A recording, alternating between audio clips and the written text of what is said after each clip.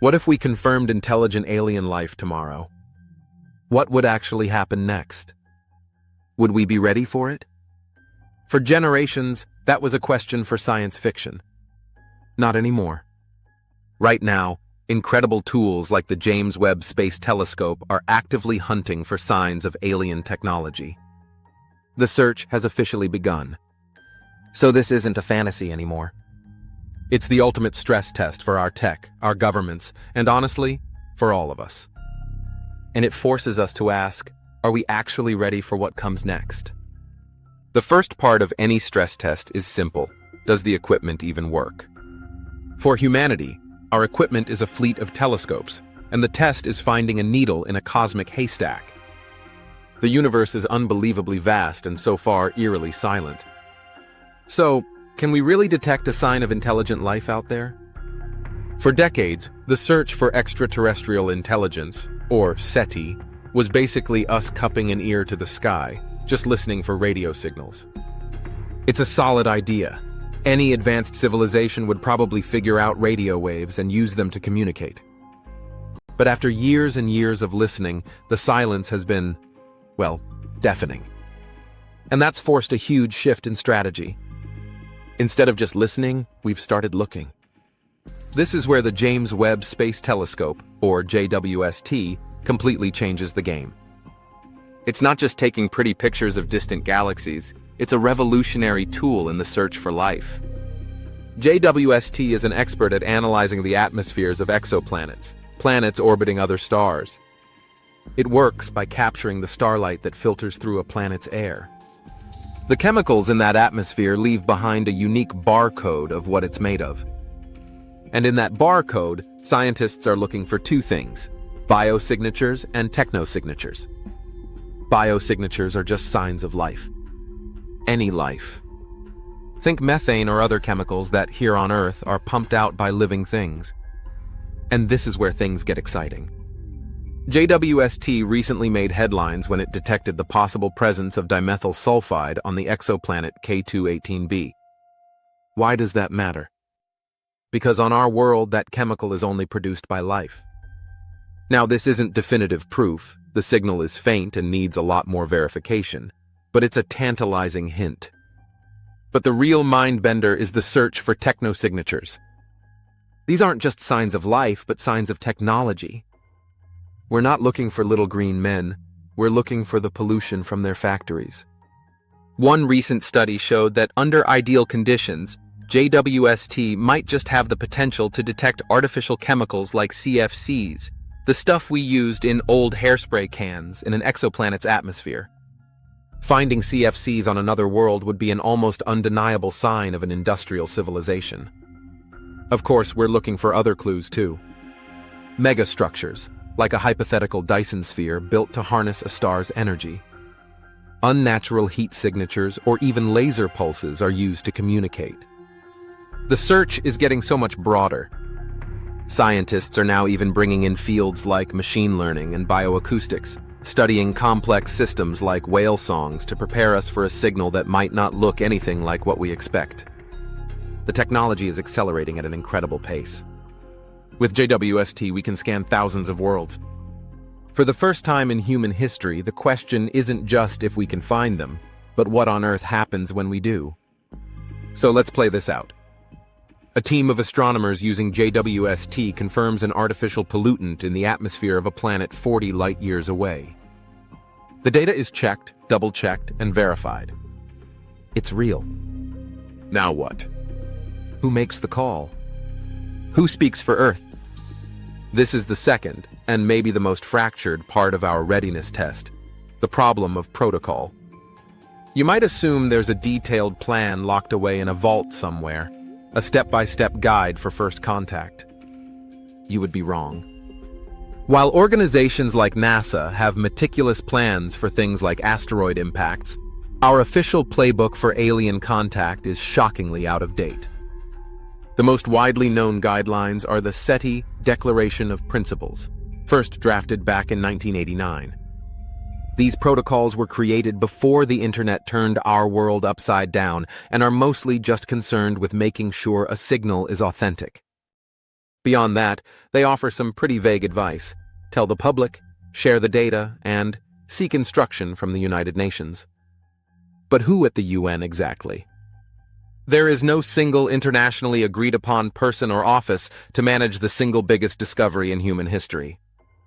This lack of a coordinated plan is what Harvard astrophysicist Avi Loeb calls a policy blind spot of existential proportion. He and others have been urgently calling for an international body to be created to handle this before it happens.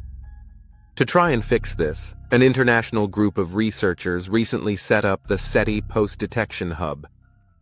Based at the University of St. Andrews, this hub brings together scientists, lawyers, and sociologists to essentially wargame what would happen.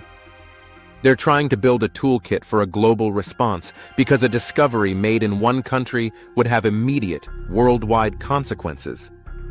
Their biggest challenge? The modern media environment. Secrecy is impossible. The second a signal is even suspected, it'll be global news in minutes. In today's hyper-connected world, misinformation would spread way faster than the truth. Without a clear, trusted voice, the vacuum would be filled with chaos, speculation, and fear.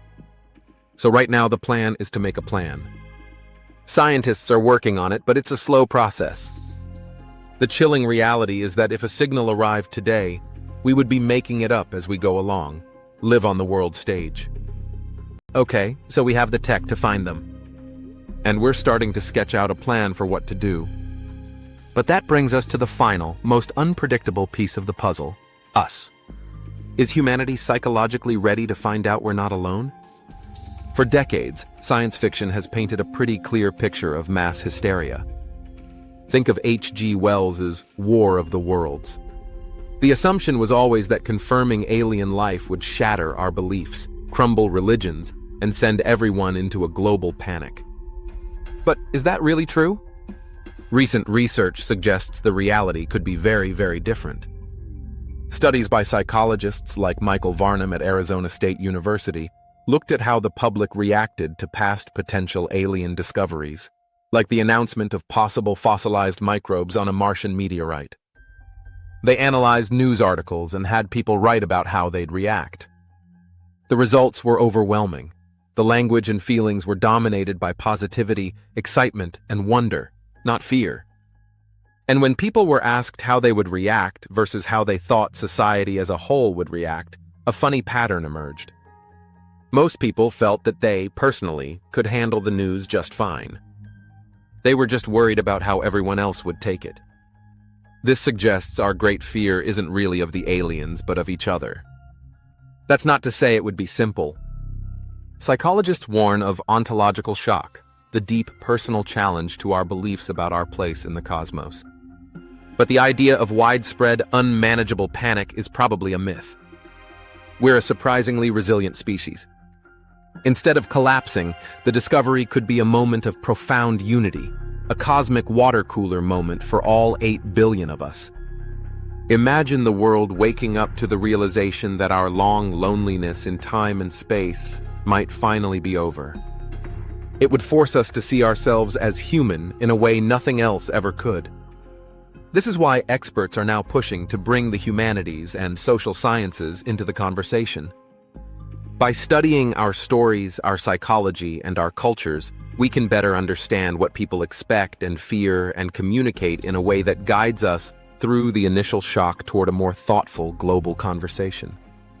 The evidence suggests we won't panic. We'll be fascinated.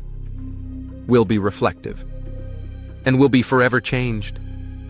The real question is whether we're prepared to manage that change with wisdom.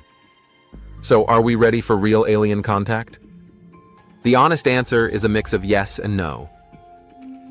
Our technology is more ready than it's ever been. Instruments like the James Webb Space Telescope have put us on the very cusp of discovery, letting us search in ways we could only dream of a generation ago. But our protocols and our politics are lagging dangerously behind. We don't have a unified global plan for a discovery that would belong to all of humankind. As of today, we'd be improvising our response to the greatest news in history. And as for us, Psychologically, we may be far more resilient than we give ourselves credit for. The more likely reaction isn't panic, but a deep sense of awe and reflection. Perhaps true readiness isn't about having a perfect plan. Maybe it's about embracing the search itself. The act of looking for others forces us to look at ourselves. It pushes our technology, challenges our divisions, and makes us contemplate our place in this grand, cosmic story. In the end, the search for extraterrestrial intelligence is also a search for what it truly means to be human. And that journey has already begun. This conversation is happening right now among scientists and policymakers. But it shouldn't just be for them, it needs to include everyone. What do you think is our biggest blind spot in all of this? Is it our technology, our politics, or our own psychology? Let us know your thoughts in the comments.